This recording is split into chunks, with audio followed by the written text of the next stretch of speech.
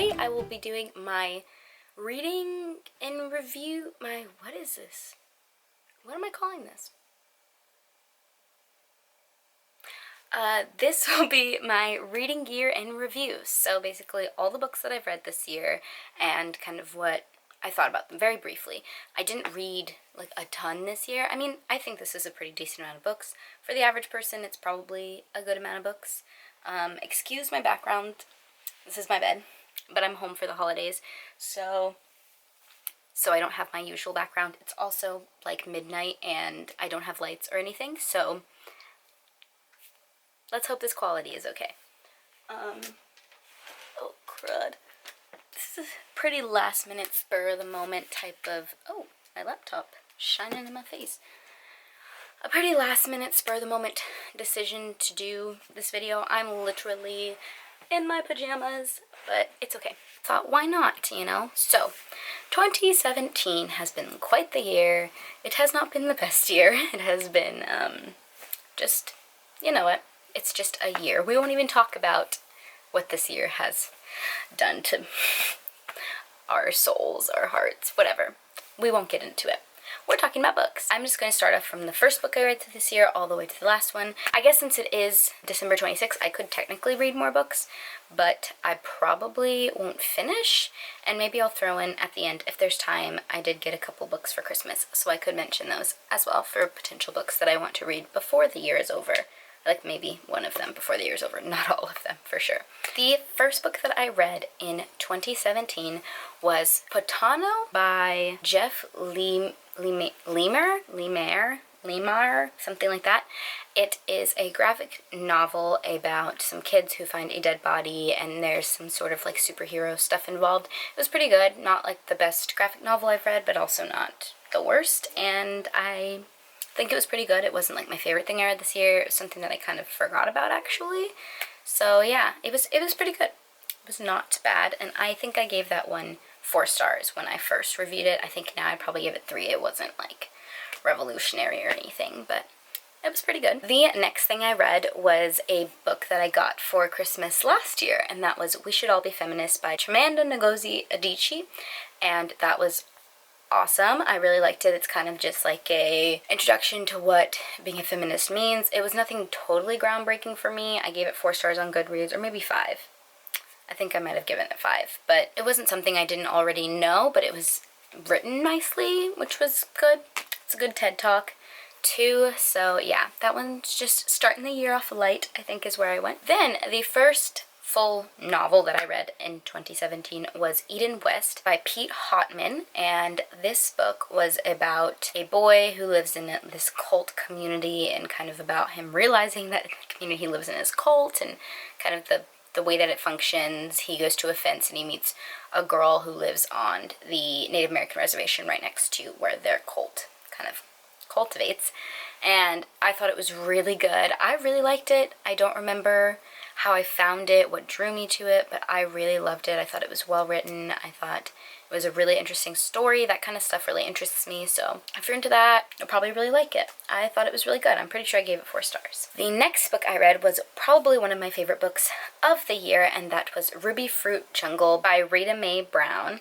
And this book is a little bit older. I think I would consider it kind of almost like a cult classic type of deal, and it's about a woman, kind of the journey from childhood to adulthood, discovering her sexuality as a lesbian woman, as a woman of color, all of these different things that kind of mix together. It's really just the story of this woman's life. It's fictional, but it's takes place in like kind of 50s, 60s, 70s, I think, that kind of thing. It was so good. I really liked it. I thought it was super interesting. LGBT history kind of in that era is really interesting to me, and so it was really interesting to read about. The character was dynamic and interesting and spunky, and I just love a story that focuses entirely on the progression of somebody's life because it's so hard to do. So I thought this book was super great. That was 5 stars for me this year. Then the next 2 things I read were also graphic novels. I read Zodiac Star Force, and this was pretty good. It was really cute, really inclusive, lots of different types of people in it, and I thought it was interesting and fun. But again, nothing like groundbreaking, you know. But it's just the first one in a series of things, I believe. I should pick up the other ones. I definitely gave it 5 stars because I just thought it was really cute and fun. I have the hiccups. The next graphic novel that I read was Becoming Unbecoming by Una. That's just the pen name for the woman who wrote this particular graphic novel. It's a graphic novel memoir, so it goes throughout her life, but it's also very factual about rape culture and sexual assault and a predator that was going through, I can't remember what the predator was, but it took place in London or England or something like that, and she kind of follows that along with her life as a young woman and growing up to who she was, dealing with her own sexual assaults and her own experiences with rape culture. I thought it was, one, really informative. There's lots of statistics, really interesting facts, but then I really loved when it would also shift to her voice. I really liked the simplicity of the art and everything like that, so I really, really liked that one, and I gave that 5 stars. I then read The Careful Undressing of Love by Corey Ann Haydu, I believe that's how you say her name. This was a really interesting one. Street in New York City, kind of like an alternative New York City, and all the women on that street, if you fall in love with a woman on this street in New York City, you will die. And so it followed kind of the story of these teenagers who live on this street and who are dealing with the careful undressings of love and what that means for them, and there's a lot of weird stuff happens. I really loved the way this was written. I pretty much loved the whole thing up until the ending. I thought the ending was kind of a cop-out. It definitely knocked it down a star or a star and a half for me because it just wasn't what I wanted, and I didn't think it was like beneficial for the story at all. But I still really liked it. I think I probably gave it 3 or 4 stars. I don't have it all pulled up with me because this was totally impromptu and unplanned, but I did like it most of the time. I did really like it. It was just the ending really just like didn't do it for me, which is good because the next book I read was one of my favorites of the year as well, and that is We Are Okay by Nina LaCour. This book looked at the grief of a young girl who just graduated high school and lost someone very close to her, and about her moving off to college all alone and having no one really left for her, and despite like her best friend trying to reach out to her, she's pretty much cut everyone off, and she has left trying to deal with this grief. And then mixed in there also has to do with sexuality, which was really, really interesting, and I didn't think that the sexuality like didn't fit in, which you think it wouldn't because the story is so heavily focused on the grief of this girl. But it also talks about friendship and love and the secrets that people hide in their lives, and it was just really good, really great depiction of grief, and I thought it was very beautiful, heartbreaking, but so, so beautiful, and it did have an uplifting ending, so don't think this is going to be like a heart-wrenching book towards the end, but it starts out very heavy. So I loved it regardless. I thought it was an awesome book, super short, you can read it super quickly. It was great, loved it. The next book I read was for a class. I was in a creative nonfiction class this semester, which was super interesting to write and read. And one of the assignments for our reading was Auto Portrait by Edouard Levay, I think is his name. He has since passed away, but he has written another book called, I think, Suicide, and this one, Auto Portrait, is kind of just super, super short, but it's all almost like fragments. I can't really explain it. If you look it up and even just read a couple lines of it, you'll totally get what I'm trying to say. But just, it was like an auto portrait of his life, and I thought it was really intriguing and interesting way to look at nonfiction and looking at your own life. It was really interesting to try to put that into work in my own creative nonfiction, so I really liked it. I gave it 5 stars. I thought it was interesting and quick and very intriguing to feel like you can get the entirety of somebody's life in these short little fragments that don't seem to relate in any sort of way. But check it out. It's really interesting. Yeah. I then read the book The Lucky Few, Finding God's Best in the Most Unlikely Places by Heather Avis. I follow this family on Instagram. I think I've mentioned them in a previous video when I talked about this book. But it's the story of her adopting her 3 children, 2 of which have Down syndrome. One is a person of color, and they are not. The parents are not. I really thought it was good. I think I gave it 3 or 4 stars. I mean, it was pretty straightforward, nothing, obviously not super incredible writing, but it was a really interesting story. I really loved reading about it because I followed them on Instagram. I think they're a really adorable family. I just wanted to know, I was super curious about wanting to know like their whole adoption process, how they got to be where they are now, and I think it was cute, and it was interesting and impactful.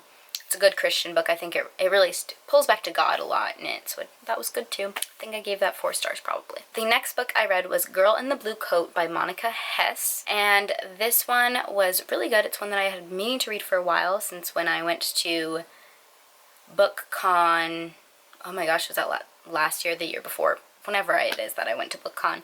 Brutus Petty and Monica Hess did a panel together and talked about historical fiction, and I had been meaning to pick up Girl in the Blue Coat. I thought it was pretty good. It wasn't my favorite thing that I read. It was definitely not my favorite historical fiction, but it was still a really intriguing story, interesting take on Nazi occupy wherever. I don't even remember where it took place. I don't remember where it was. I think it took place in Amsterdam, but correct me if I'm wrong. I really enjoyed it. It was good. I read it pretty quickly, quick and easy read.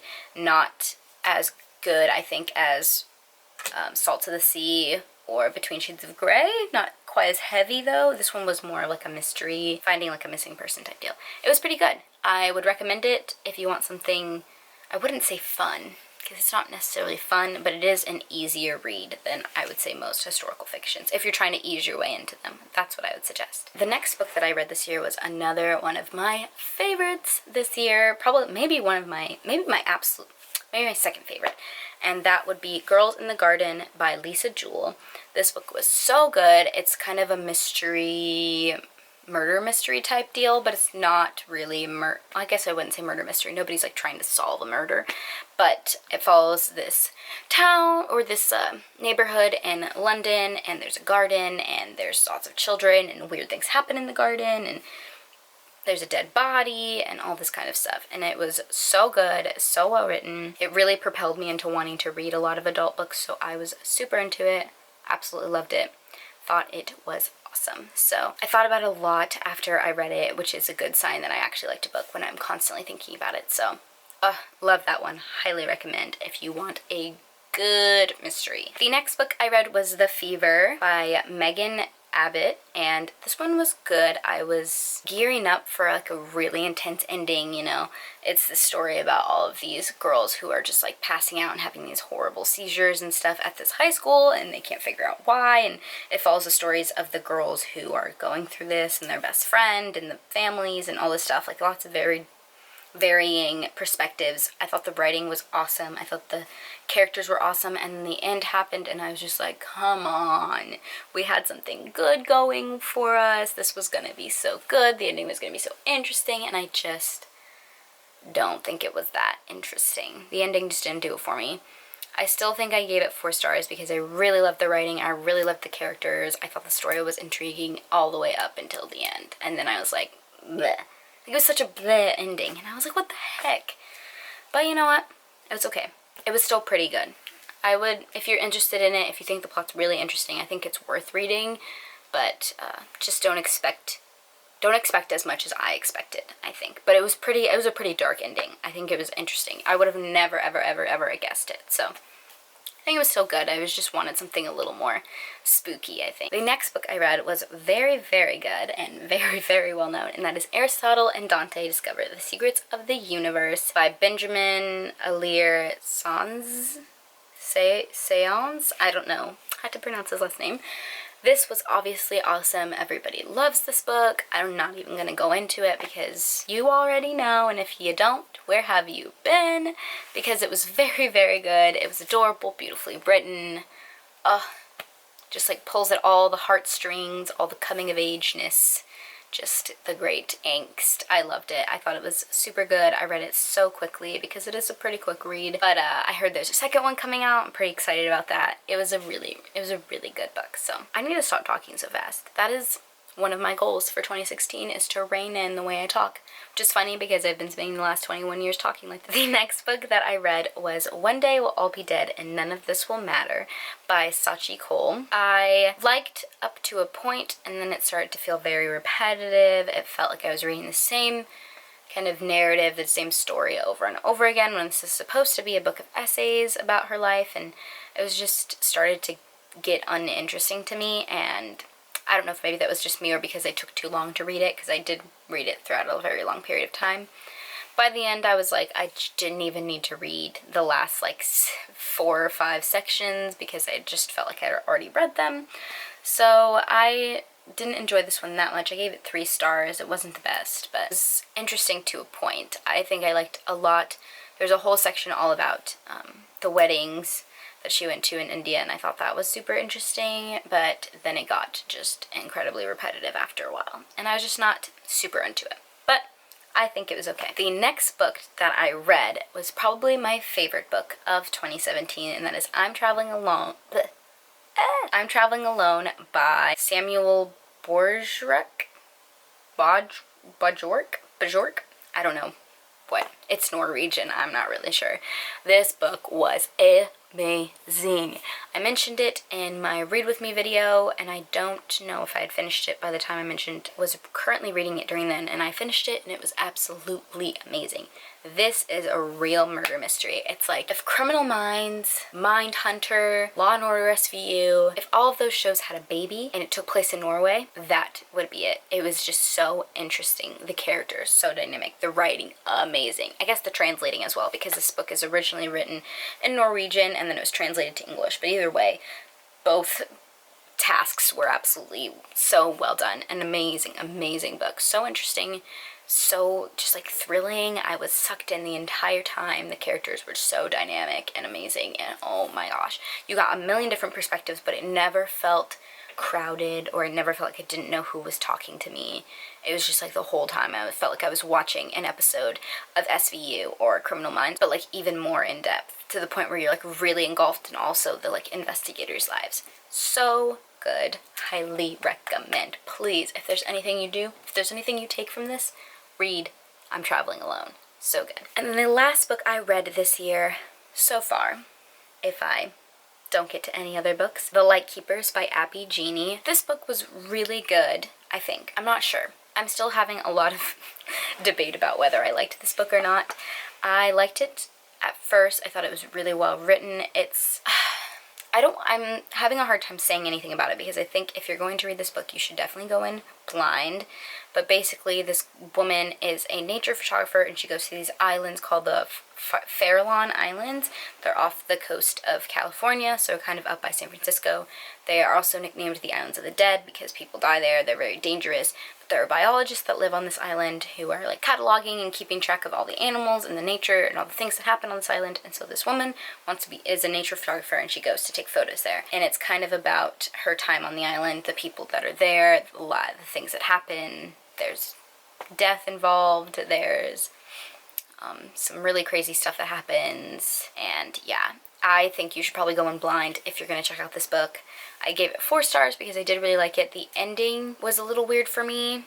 I'm not sure if I like that very much. I'm very picky about the way that my books end, but I still think it's worth picking up. It is a really interesting book. I've never read anything like it before, so. And it was pretty spooky at some points. I think there's just a lot going on, and the nature stuff went on for a little bit longer than I'd like at some points. Like when the personal plot started to pick up a lot, I was like, okay, like forget all this nature-y stuff. I want to know what's happening with this person and this person. How's this happening? And it would just go on about seals and whales and things like that. Although I did find it like really interesting to learn about the nature side of things, because there's bird season, there's shark season, there's whale season, and then there's seal season, and it's sectioned by that. And those parts were really, really interesting to me, which is shocking because that's not something that would usually interest me. But I did really like the way this writer executed that. So if it would just tone down a little bit towards the end so we could get the actual story moving, I would be way more into it. But I did think it was a pretty good book to cap off my year. So those are all of the books I read thus far this year. This video has gotten pretty long, so I'm hesitant to include any other books. So maybe I'll do a haul. Maybe I'll get some more books pretty soon. I don't know. But then I will do a haul after. And that will include the books that I got for Christmas and all that kind of stuff. So yeah, by then it'll be 2018, a new year, new us, all that kind of business. So yeah, don't forget to like and subscribe, and I'll see you guys in my next video.